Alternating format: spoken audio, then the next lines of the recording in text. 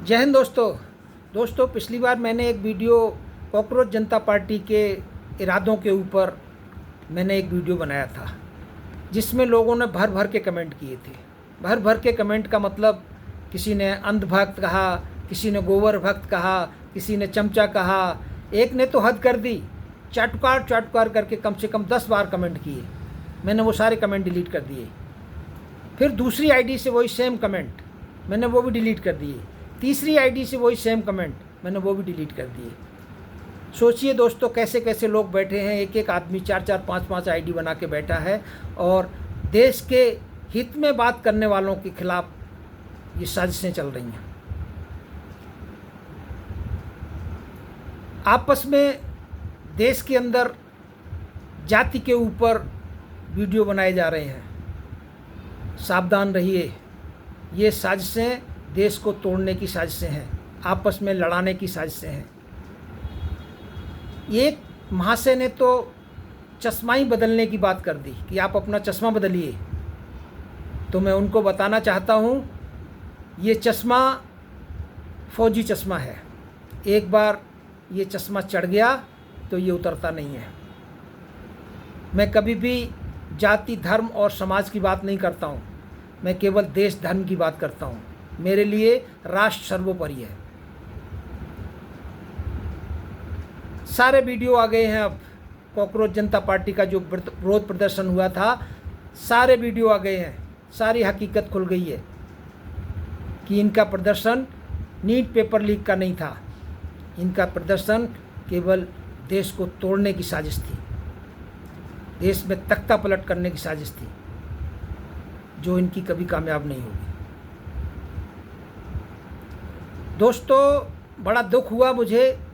एक बच्चे से पूछा गया कि आप उमर खालिद को जानते हैं, उमर खालिद को सपोर्ट करते हैं? बोला हाँ, मैं सपोर्ट करता हूँ। बोला उमर खालिद को आप जानते हैं? बोला नहीं, उमर खालिद को जानता तो नहीं हूँ। सोचिए आप, ऐसे व्यक्ति को जिसकी वजह से 2020 में दिल्ली दंगों में 53 लोगों की मौत हो गई थी और लगभग 200 लोग घायल हुए थे और बहुत सारे दुकान मकान जला दिए गए थे।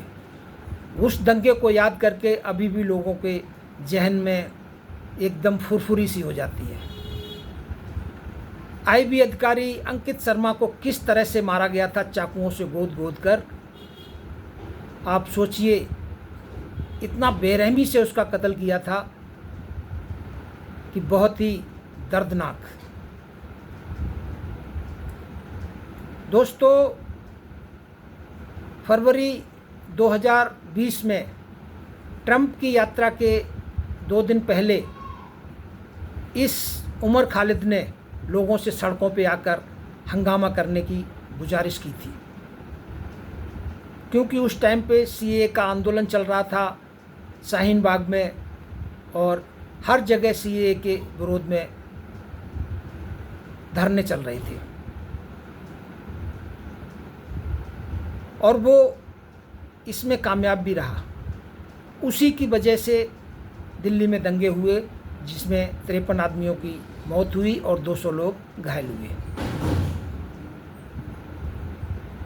दोस्तों, एक पत्रकार उमर खालिद का ही नाम लेकर कह रहा था कि इसने चिकन नेक काटने की बात कही थी।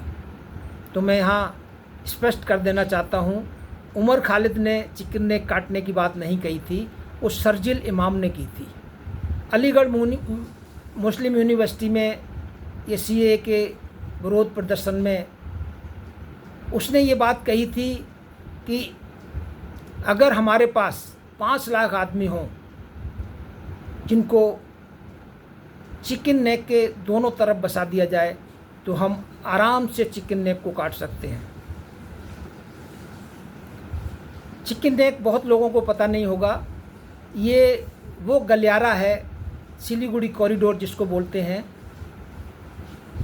ये 7 सिस्टर्स को जोड़ता है, जो हमारे नॉर्थ ईस्ट के 7 प्रदेश हैं उनको ये जोड़ता है।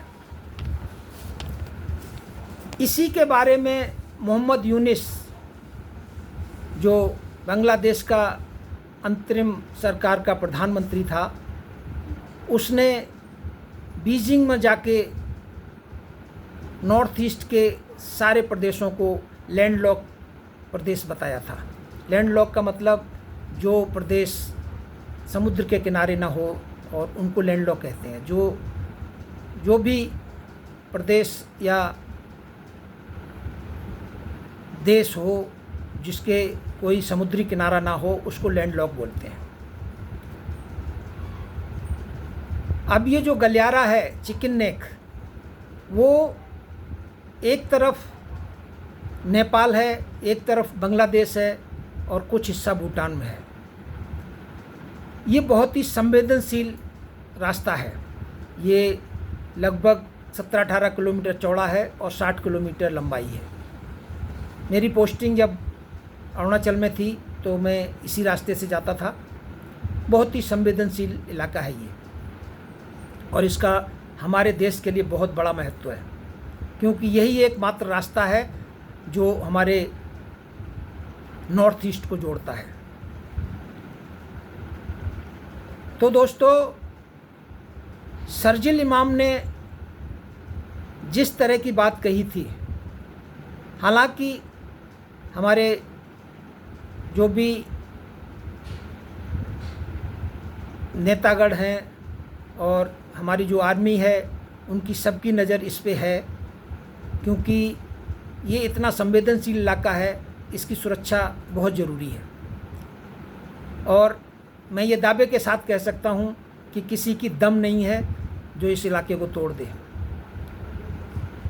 चिकन नेक को तोड़ना किसी के बस की बात नहीं है, क्योंकि हमारी जो सेनाएं हैं वहाँ पे बहुत ही मजबूती से खड़ी हुई हैं। तो दोस्तों,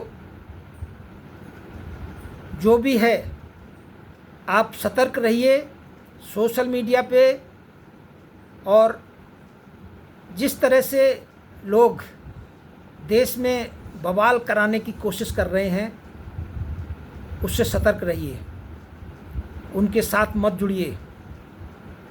और वैसे तो हमारा युवा बहुत समझदार है, और उसने ये दिखा दिया है इस विरोध प्रदर्शन में कि देश के खिलाफ होने वाले किसी भी विरोध प्रदर्शन में मैं भाग नहीं लूँगा। ये बहुत ही अच्छे संकेत हैं देश के लिए कि हमारा युवा अब सब समझ रहा है। तो दोस्तों, यही उम्मीद है, ऐसे ही अपनी इच्छाएं देश के लिए बनाए रखिए।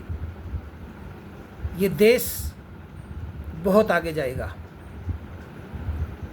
और जो लोग यहाँ तख्ता पलट करने की साजिश करना चाहते हैं वो कभी कामयाब नहीं होंगे। तो आज के लिए बस इतना ही। जय हिंद, जय भारत।